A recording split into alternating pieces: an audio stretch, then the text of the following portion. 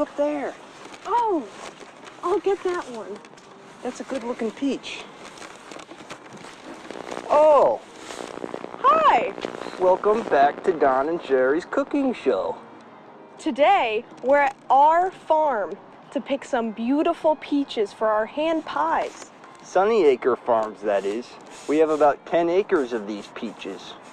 I'm so excited. I'm excited too. I know these hand pies will be a delicious treat. You know, Sherry, I love peaches.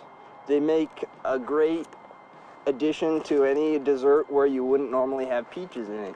That's why I'm so glad that we are harvesting our own peaches and not some store-bought. It's important to use farm-grown peaches whenever you can, because everybody knows store-bought peaches Are disgusting. not only disgusting, Sherry, but they're also a pretty good way to get Lynk's disease. Yes, they are, and nobody wants to get Lynk's disease. Nobody wants Lynk's disease. One of my favorite things about peaches is actually their color. And what color is that? Well, we got reds, oranges, maybe a little yellow. Nobody wants to eat a yellow peach. Just smelling these peaches is making my mouth water. Give me a sniff. Wow. Mmm. Fresh. Hello. We're back in the kitchen from our nice time at our farm. And we have our nice basket of peaches here, and we've selected 5 of them for these hand pies. Now, when you're looking for peaches, you want peaches that really have a nice squish to them. Hear that, Sherry? I hear it. It's got a nice squish to it. You don't want hard peaches or you're going to end up with a hard hand pie. Oh, you will. That's what's going to A happen. hard hand pie. Yeah. Now let's get right into it. Let's get right into it, Sherry. Now, we're going to take 5 of these peaches and we're going to dice them up and take the peel off. And we want our little dice pieces to be about 1/2 inch in size. So let's get to it. Now I'm just going to work my way around the peach, gently removing its skin. It's important to be tender with these peaches because if you go too harsh with them, you'll damage the goods.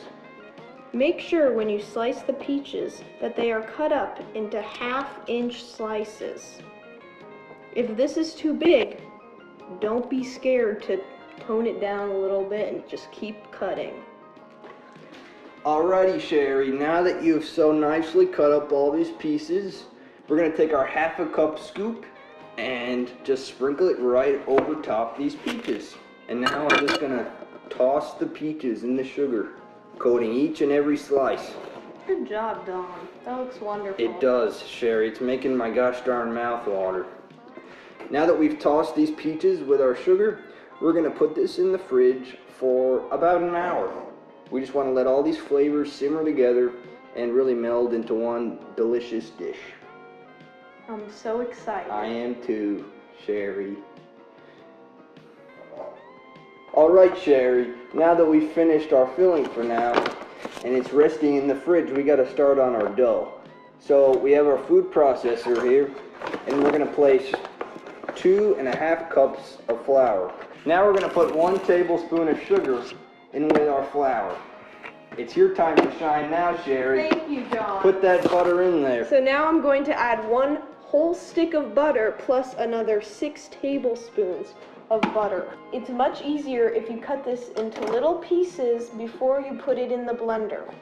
We're just going to keep pulsing until it resembles a course meal.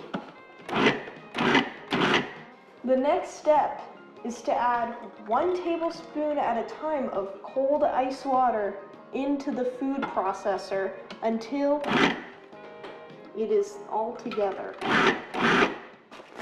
Now, Sherry, we're just going to put a piece of cellophane down on the counter and gather this dough together in a sort of disc shape.